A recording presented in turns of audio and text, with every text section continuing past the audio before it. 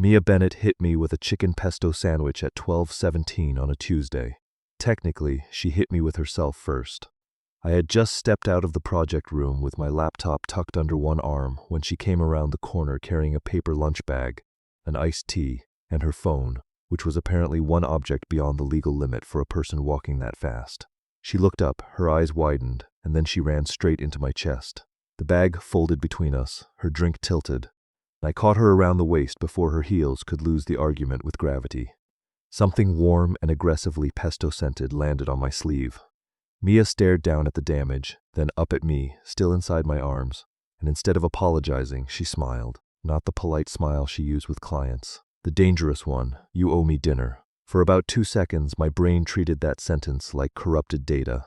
My name is Owen Carter. I was 31, and I had spent the previous 6 months carefully maintaining a very reasonable workplace crush on Mia from a professionally responsible distance. We worked for the same hospitality branding firm in Seattle, but in different departments, which meant we crossed paths often enough for me to know she hated weak coffee, loved arguing about restaurant names, and could destroy a bad marketing idea with one raised eyebrow.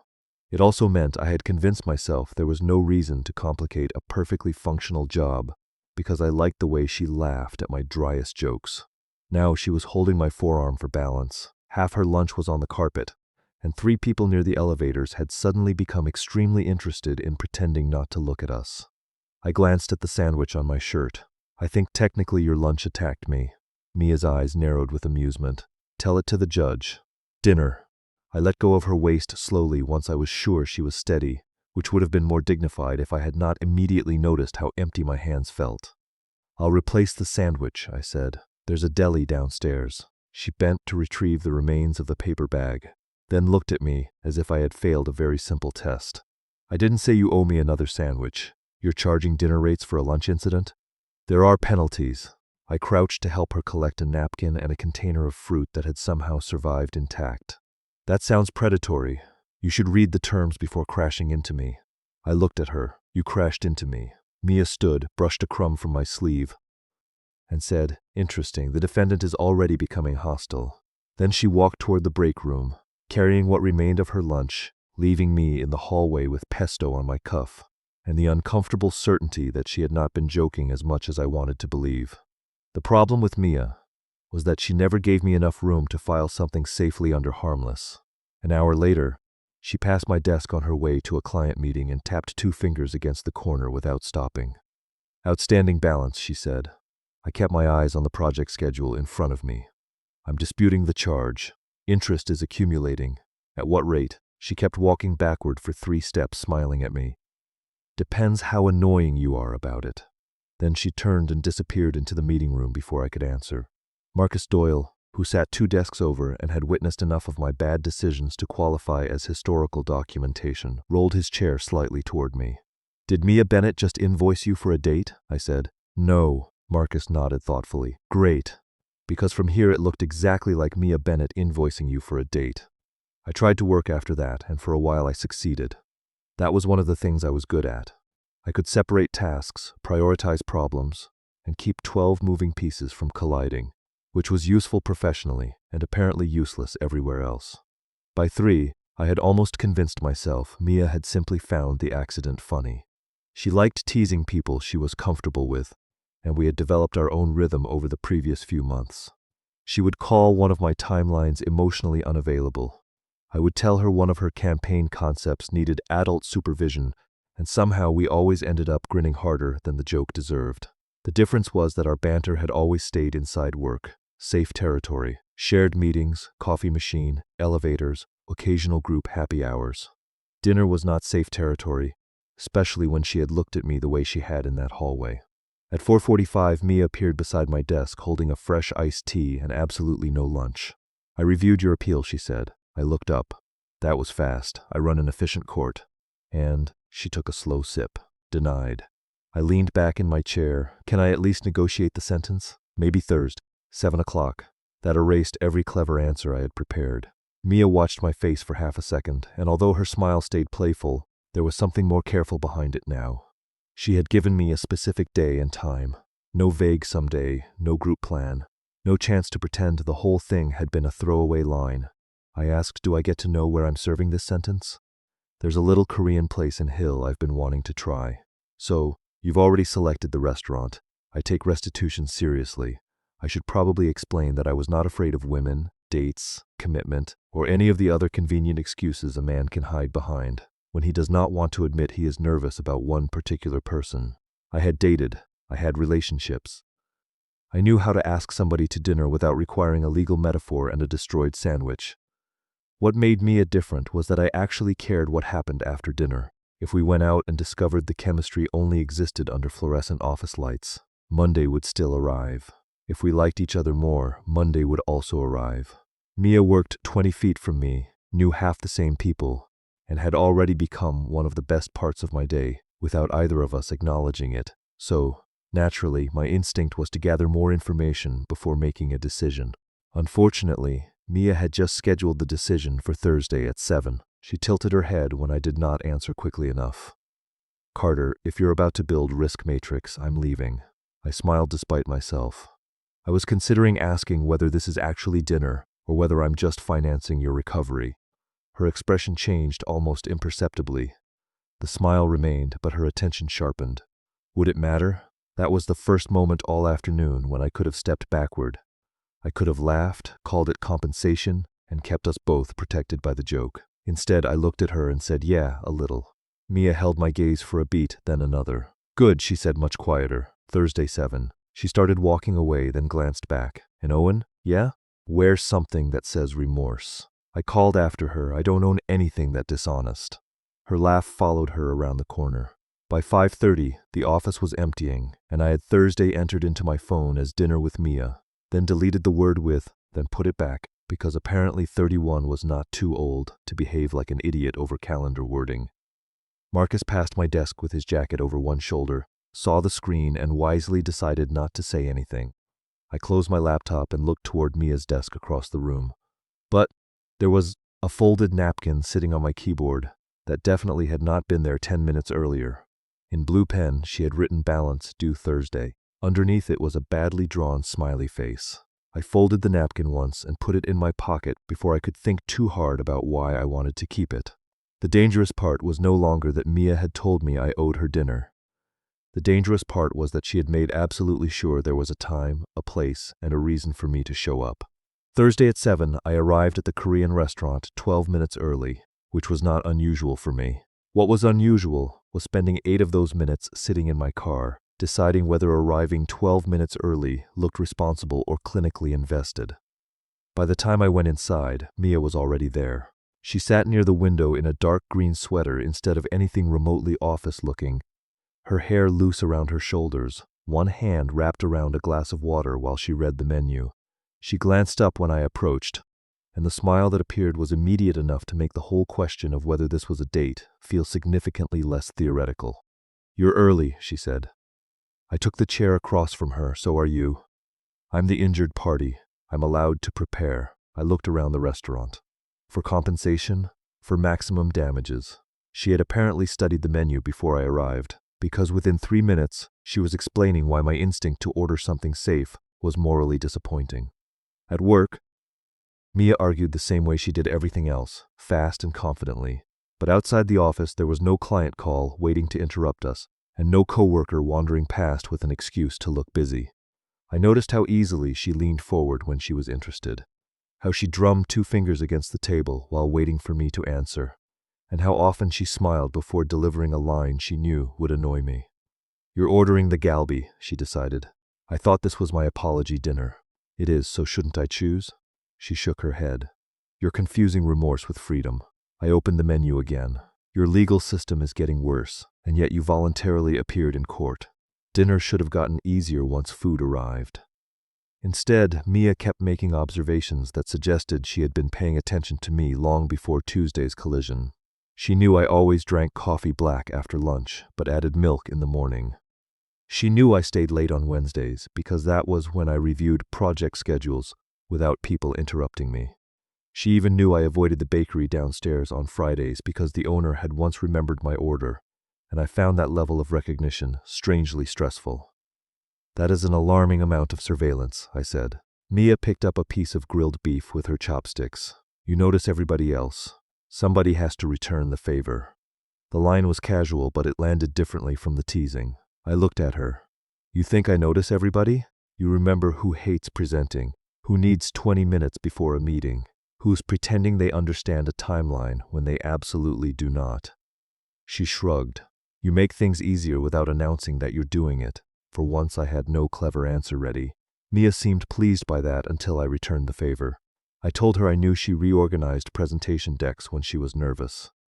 Not because the slides needed changing, but because moving things around gave her somewhere to put the extra energy. I knew she volunteered to take difficult client calls when junior strategists looked overwhelmed, then acted like she only did it because she was impatient. I knew she always bought 2 pastries on Monday mornings and gave one away before pretending she had never wanted it. Maya stared at me over the rim of her glass. Okay, she said slowly. That's rude, observant. No. Observant was when I noticed you own exactly 3 work shirts in different shades of blue. There are 4. The pale one does not count. It's emotionally beige. I laughed, and Mia did too. But there was color in her cheeks now that had nothing to do with the restaurant heat. The check arrived while we were arguing about whether pineapple belonged anywhere near savory food. I took it before Mia could touch it and placed my card inside. There, I said. Debt settled. She narrowed her eyes. You sound relieved. I believe in clean accounting. Of course you do. The server took the check, and for the first time all evening the original excuse between us disappeared. No ruined sandwich, no damages, no restitution. Just Mia across the table, and the question of whether either of us actually wanted to leave. She glanced through the window toward the street, then back at me. There's a dessert place about 10 minutes from here. I waited. Her mouth curved. Interest is apparently complicated. We walked there instead of driving. Seattle had settled into one of those cold, dry nights that made every restaurant window look warmer than it really was. Mia kept close enough that our shoulders brushed twice, and neither of us apologized. Halfway down the block, she said, You know you could have said no. To dessert? To any of this. Her tone was lighter than the question. I put my hands in my coat pockets. Did you want me to? That would have made this an extremely inefficient plan. I looked sideways at her, so there was a plan. Mia smiled at the sidewalk. Maybe I had a theory. About? Whether Owen Carter was actually interested in me or just professionally tolerant. Those were your options? You're difficult to read. You told me to buy you dinner 30 seconds after hitting me with poultry, and you still needed clarification. The dessert shop was crowded, so we took 2 small cups of ice cream outside and sat on a bench under a heater. Mia stole 1 bite from mine after insisting hers was better, which felt less like theft and more like a test of whether I would object. I did not. By then, I understood something that should have been obvious hours earlier. The dinner had technically ended. The bill was paid. Yet Mia was still sitting beside me, shoulder pressed lightly against mine, extending the evening one decision at a time. I could have reached for her hand I wanted to. Instead I said, So what exactly happens now that the account is closed? Mia glanced at me. You tell me. That sounds suspiciously like work. Fine. She finished the last bite of her ice cream and stood. Next charge is your responsibility. I followed her toward the corner where we would split for our cars. You're giving me billing authority. Don't get excited. She turned to face me beneath a streetlight, close enough that I could see the tiny crease beside her mouth when she tried not to smile. I caused the first incident. You can cause the next one. For a second, neither of us said anything. Then Mia touched 2 fingers lightly to the front of my coat, almost exactly where her hand had landed when she crashed into me on Tuesday. Good night, Owen. She walked away before I could turn the moment into another joke. I stood there watching her go, realizing the debt had been the easy part.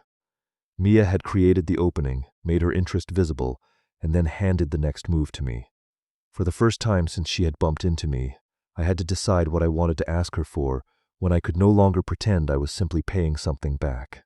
I lasted until Saturday morning before accepting that Mia had successfully transferred responsibility to me. By 9, I had opened our message thread 4 times, typed 3 invitations, deleted all of them, and learned nothing useful about myself, except that apparently asking one woman to go somewhere voluntarily was harder than coordinating a 12-vendor restaurant launch. The answer finally came from something Mia had mentioned over dinner. There was a weekend food market near the waterfront she had wanted to try, because according to her, any place with 6 kinds of dumplings deserves investigation, so I sent the simplest message I could manage. Food market tomorrow?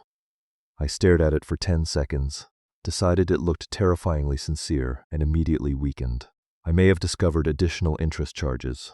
Her reply arrived less than a minute later, cord, but yes. The market turned into 3 hours, 2 dumpling stalls, one argument about whether a maple bacon donut counted as breakfast or an administrative error, and absolutely no discussion of what we were doing. That became the pattern over the next few weeks. I asked her for coffee after work because I knew a place that served the kind she actually liked. She sent me a photo of a bookstore window featuring a terrible romance novel cover and challenged me to find something worse, which somehow ended with us wandering the shelves until closing. We exchanged restaurant recommendations, then started testing them together. Sometimes the plans were mine, sometimes they were hers. Occasionally they appeared from nowhere after one of us said something like, "I bet you've never had decent Vietnamese coffee," and the other person took it as a personal insult requiring immediate correction. The debt joke stayed with us because it was easy. I would say I was paying interest. Mia would claim my balance had become impossible to calculate. It gave us a language for asking for each other's time, without ever having to say that was what we were doing. The strange part was that Mia became less flirtatious as we got closer, not less interested, less performative. At work, she still tossed comments over her shoulder and called my timelines emotionally repressed. But outside the office, she stopped trying to fill every quiet second. She would sit across from me in a coffee shop, reading something on her phone, then look up and show me a ridiculous headline, without explaining why she thought I would find it funny. She started sending me photos of menus when she could not decide what to order. I learned she hated voice messages longer than 30 seconds and had an irrational commitment to finishing bad television shows once she had watched 3 episodes. She learned that I reorganized my refrigerator when stressed and that I could not tolerate people standing still at the top of escalators. None of it felt dramatic. That was probably why it mattered. By the 4th week, Marcus had stopped pretending not to know. He would look at me leaving at 5:30 and say, "Paying debts?" and I would tell him to mind his own collapsing personal finances. Lena Morales, Mia's closest friend at work, was worse because she barely needed words. One afternoon, Mia crossed the office to leave a coffee beside my laptop, tapped the lid twice, and walked away before I could thank her. Lena watched the entire thing from the design table, then looked directly at me and raised one eyebrow. I suddenly understood why Mia was so good at it. The Morales-Bennett School of Interrogation required no paperwork. The first time our private joke actually stopped helping was at a Thursday office gathering in a brewery near Pike Place. It was supposed to be one drink after a successful client presentation, which in our office meant 20 people saying they would stay 45 minutes, and then ordering food 2 hours later. Mia sat beside me at the end of a long table, her knee occasionally touching mine beneath it. Nothing about that was unusual anymore, which was probably the problem. She stole one of my fries without asking. I slid the plate closer, and one of the account directors across from us watched the exchange with increasing amusement. Finally, she said, "Okay, are you two dating, or have I missed some kind of extremely slow HR announcement?" Mia and I looked at each other. It happened quickly, but I felt the pause. I knew what I wanted to say and did not know what I was allowed to say, which was exactly the kind of situation my brain hated. Before I could decide, Mia lifted her glass and smiled. "He's still paying off lunch." Everyone laughed. I did too. Marcus muttered something about compound interest. The conversation moved on in under 10 seconds, but I noticed Mia did not look at me while she smiled. Later, when people started leaving, I offered to walk her home. She lived about 15 minutes away, and the route had become familiar enough that I knew which intersection she hated crossing, and which bakery window she always slowed down beside even when it was closed. For the first few blocks we talked normally, then the quiet stretched, not angry, just different. I finally said, "You okay?" Mia shoved her hands into the pockets of her coat. "Yeah," I waited. She glanced over. "Don't do that." "Do what?" "The silent project manager thing where you wait until someone fills the gap." I thought it was one of my better qualities. It is. It's also annoying.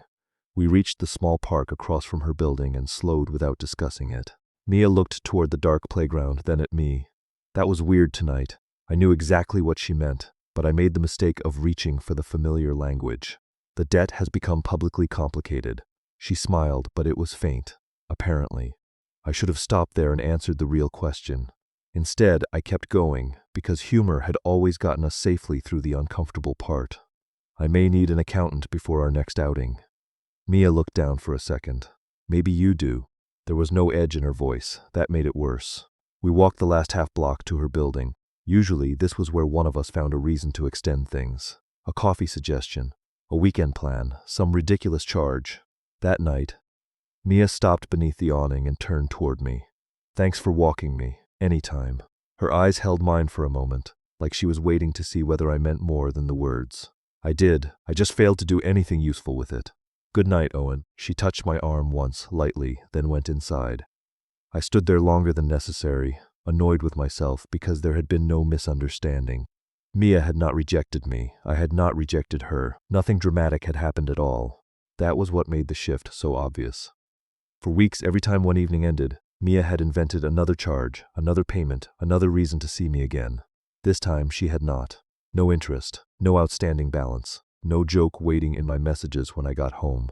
Just silence and the uncomfortable realization that the thing which had first made it easy for us to move closer might now be the exact thing keeping us from saying what we had actually become. Monday morning, Mia was exactly the same with me, which somehow made everything worse. She smiled when I walked past her desk, asked whether I had survived a vendor call, and sent me a screenshot of a restaurant menu with the caption, "Who puts truffle oil on tacos and still sleeps at night?" What she did not do was mention dinner, coffee, interest rates, outstanding balances, or any of the ridiculous accounting language that had carried us through the previous month. Tuesday was the same. Wednesday, too. She was not withdrawing from me, and she definitely was not punishing me. If I stopped beside her desk, she talked to me. If I sent her something stupid, she responded. Once, while we were both waiting for the elevator, our shoulders touched and she did not move away. But when 5:30 came, she picked up her bag, said goodnight, and went home without manufacturing a reason for me to follow. It took me an embarrassingly long time to understand why that bothered me.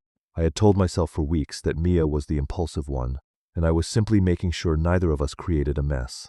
That story became harder to defend once she stopped creating momentum for us. Looking back, she had done more than flirt. She had turned a destroyed sandwich into dinner. She had extended that dinner into dessert. She had handed the next plan to me, then kept meeting me halfway every time I took a step. Even our stupid debt joke had usually begun with her, giving me something I could answer without risking too much. I had enjoyed all the benefits of ambiguity, while pretending my caution was somehow more mature than her boldness. Now she had removed the training wheels, and I was discovering that a lot of my careful movement had depended on her pushing from behind. Marcus noticed on Wednesday afternoon, because apparently my face had become public property. I was staring at my phone while pretending to review a project schedule when he leaned over the divider between our desks. "Did your bank freeze the account?" I looked at him. "What? You haven't made a debt joke in 3 days." I assumed there was a financial emergency. "Please develop hobbies." He studied me for a second, then shrugged. "You want to see her tonight?" "That's not the issue." Sounds exactly like the issue. I started to explain why it was more complicated, but Marcus had already turned back to his screen. "Carter, I'm not doing emotional consulting. I charge too much. If you want to see her, ask her. If you don't, stop checking your phone like it owes you money." That was the entire conversation, which annoyed me mainly because it was enough. The next afternoon, I waited until Mia finished a client call, then caught up with her near the elevators. "Do you have a minute?" She looked at me, and something in her expression sharpened immediately. "Sure." We went downstairs instead of hiding in a meeting room. The rain had stopped, and the little plaza outside our building was nearly empty except for 2 people arguing with an umbrella that had apparently lost the will to function. Mia stood beside me beneath the awning, hands in her coat pockets. I had planned several versions of the conversation on the elevator ride down. Every one of them disappeared when I actually looked at her, so I started with the safest thing I knew. What happened to my outstanding balance? Mia blinked, then smiled a little. "You paid it. That seems unlikely. Your accounting system was aggressively corrupt." I reviewed the file, an account closed. She said it lightly, but she did not offer me another joke to grab onto. I nodded as if this were a legitimate financial discussion. "No appeals process, Owen." The way she said my name stopped me, not irritated, just tired of watching me circle the same point. She looked out toward the wet pavement for a moment before continuing. "I like you. I thought that was pretty obvious. My stomach tightened, even though I already knew. Hearing it without a joke was different. It was. Mia gave me a look eventually. I almost smiled, but she kept going. And I liked the whole lunch thing. I liked making you uncomfortable. I liked watching you pretend you needed legal clarification every time I asked you somewhere. It was fun. She paused, until I realized I was starting to use the joke every time I wanted something real.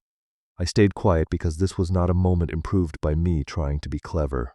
Maya rubbed her thumb against the seam of her coat pocket. I don't need you to make some huge declaration. I'm not asking where this is going 6 months from now. I just don't want every time we see each other to happen because you supposedly owe me something. She finally looked at me. At some point I started wondering whether you were choosing me or just accepting invitations I made easy enough for you. That hurt because it was fair. Not perfectly fair maybe, because I had initiated plenty by then. I had asked her to the market, coffee, bookstores, dinner twice. But even when the plan was mine, I often wrapped it in the same language she had created so I would never have to expose exactly why I was asking. I was choosing you, I said. I know. Her answer came immediately. That's why this is annoying. I laughed once quietly because that was so completely Mia that the tension loosened for half a second. She smiled too, then shook her head. See that? We're very good at making this fun. I just don't want fun to become a hiding place. I looked down at the sidewalk and understood something I should have understood before the brewery. I had always told myself I waited because I wanted clarity. I did want clarity. What I had not admitted was that I preferred receiving enough evidence to make rejection nearly impossible before offering anything equally exposed in return. Mia had given me dinner, dessert, time, attention, her weekends, and increasingly obvious permission. I had responded, but I had also kept one foot behind a technical line that no longer existed anywhere except in my head. I think I've been waiting until I could be completely sure, I said. Mia's mouth tilted. That sounds exhausting. It is. I looked at her. And probably unfair. She did not rush to reassure me. I appreciated that more than I expected, a little, she said. I could have fixed the moment by asking her to dinner right there. I nearly did. But that would have felt like answering pressure, instead of making the choice I had spent a month postponing.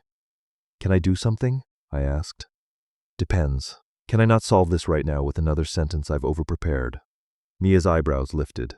That may be the most emotionally alarming thing you've ever said. Her expression softened, though she still looked suspicious. What happens tomorrow? I answer you without billing terminology. Bold, terrifying. She studied me for a second, then nodded. Okay, we went back upstairs together. Nothing was magically resolved. She did not take my hand in the elevator. I did not promise anything dramatic. When the doors opened, Mia stepped out first, then glanced over her shoulder. For the record, I'm not mad at you, I know. Good. She started toward her desk.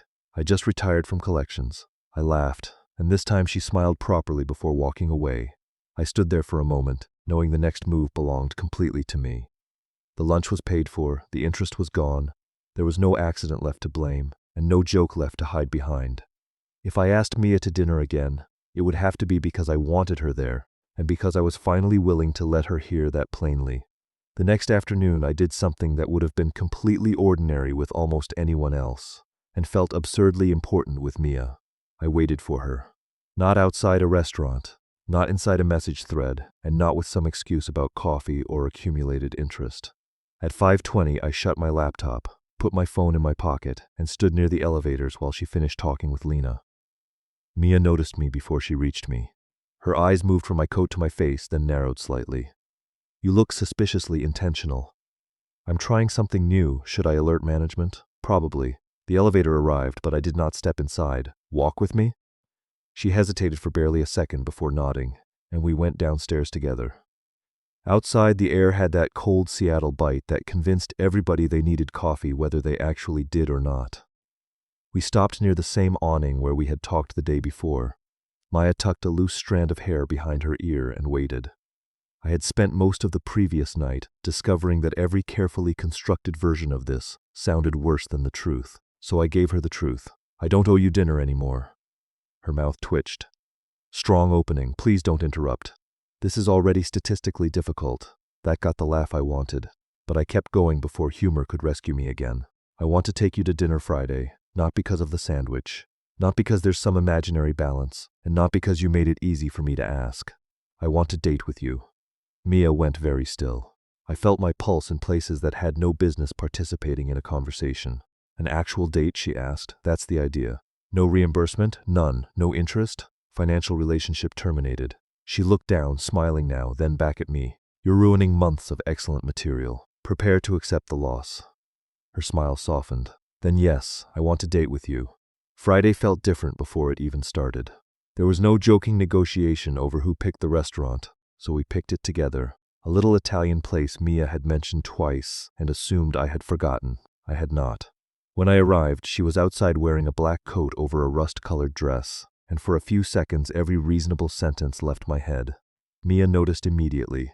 Careful, Carter. You're staring. I'm gathering information, and I opened the door for her.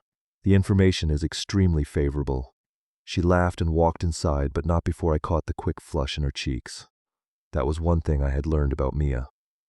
The bigger the moment mattered, the more likely she was to meet it with a joke first. I liked that about her. I just finally understood that sometimes I needed to stay in the moment after the joke was finished. Dinner still felt like us. She accused me of choosing the most boring appetizer. I pointed out that she had ordered sparkling water specifically because the bottle looked expensive. She stole one of my roasted potatoes and claimed shared property rights. Nothing suddenly became solemn just because we had used the word date. What changed was that neither of us needed to pretend the evening had happened accidentally. When Mia reached across the table to try my drink, her fingers rested around my wrist for a second longer than necessary.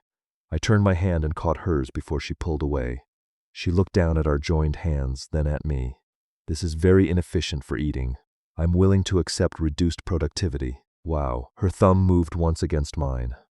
Dating you is already changing company culture. Later, after the plates were cleared, Mia leaned back and studied me. So what actually changed yesterday?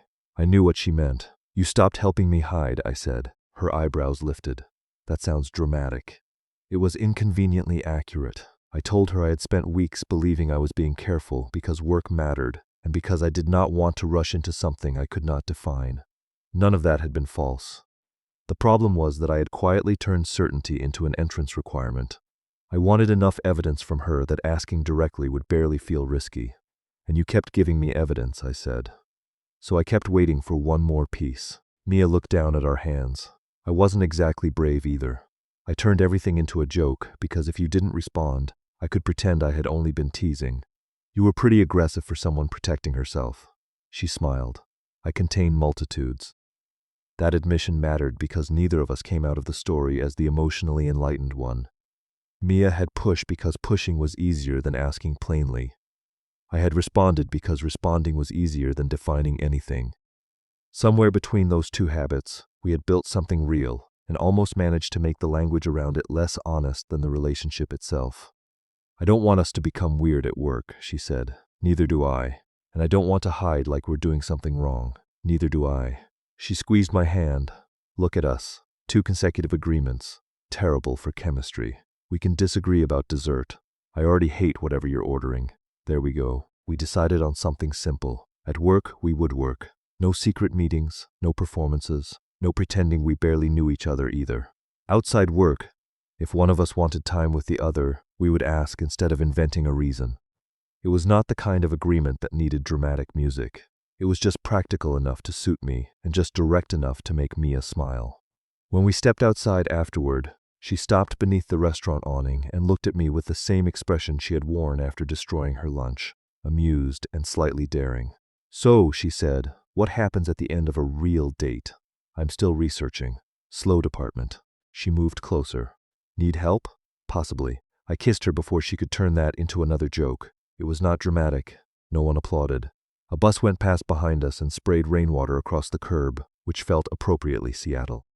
Mia's hand slid to the front of my coat, and for a second I remembered the first time she had stood that close, pesto on my sleeve and half the office watching. This time there was no accident between us and no audience that mattered. When we pulled apart, Mia looked up at me and smiled. Okay. I was going to give detailed feedback, but I don't want you building a performance dashboard. Too late. She kissed me again before I could continue. The next few weeks were surprisingly normal, which I came to appreciate more than I expected.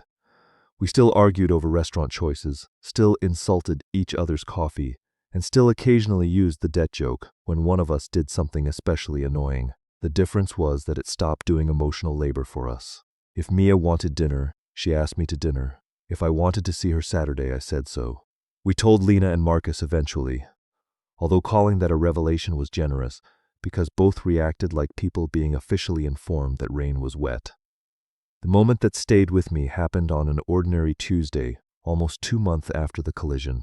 I was working through lunch when Mia appeared beside my desk carrying 2 paper bags. She placed one next to my laptop. I looked at it, then at her. "What do I owe you?" Mia smiled. "Nothing." I waited for the joke. She did not give me one. Instead, she nodded toward the elevators. "I'm asking you to have lunch with me." I closed my laptop immediately. That sounds dangerously straightforward. I'm trying something new. Should I alert management? She laughed and bumped her shoulder against mine as we walked out. I used to think certainty had to come before the choice. Mia taught me something slightly more inconvenient. Sometimes you choose clearly first, then build the certainty together afterward. And in our case, apparently it started with a ruined sandwich. And when you strip away the sandwich, the fake legal charges, and the running joke about interest, Owen and Mia's story is really about 2 people using humor to make a risky connection easier to approach. Mia created the first opening when a workplace accident became an invitation to dinner. She made the time and place specific, then kept extending the evening after the original debt had technically been paid. Owen understood that she was interested, but because they worked together, and because he cared about what happened afterward, he kept looking for enough evidence to make the next step feel almost risk-free. That pattern worked for a while because Mia's joke gave both of them a safe language. Dinner became dessert. Owen later asked her to a food market, and soon they were choosing coffee shops, bookstores, and restaurants together. The relationship was already becoming real, even though the words around it stayed deliberately unserious. They noticed each other closely, made time for one another, and gradually built routines outside the office. But the debt metaphor kept letting them avoid saying exactly what those routines meant. The brewery exposed the problem. When a coworker asked whether they were dating, Mia turned it into another joke about Owen still paying off lunch, and the whole table laughed. Nothing went wrong publicly, but afterward the joke felt different because it had protected them from a question they were now ready to answer. Mia stopped inventing new charges after that.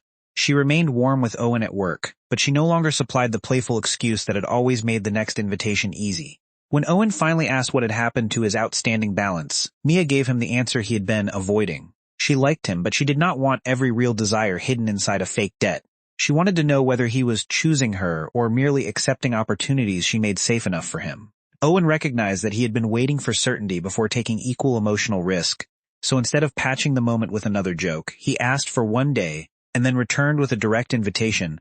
That Friday dinner was different because there was no accident left to repay. Owen said he wanted an actual date with Mia, and she said yes. They kept the humor that had always made them enjoy each other, but they stopped using it as cover. At work they remained co-workers, outside work they asked for time plainly, and by the end even Mia could hand him lunch and say he owed her nothing. The joke survived, but it no longer had to carry the relationship. The strongest part of this story is that neither Owen nor Mia is simply the brave one while the other is afraid. Mia is bold, but her boldness has its own protection built into it.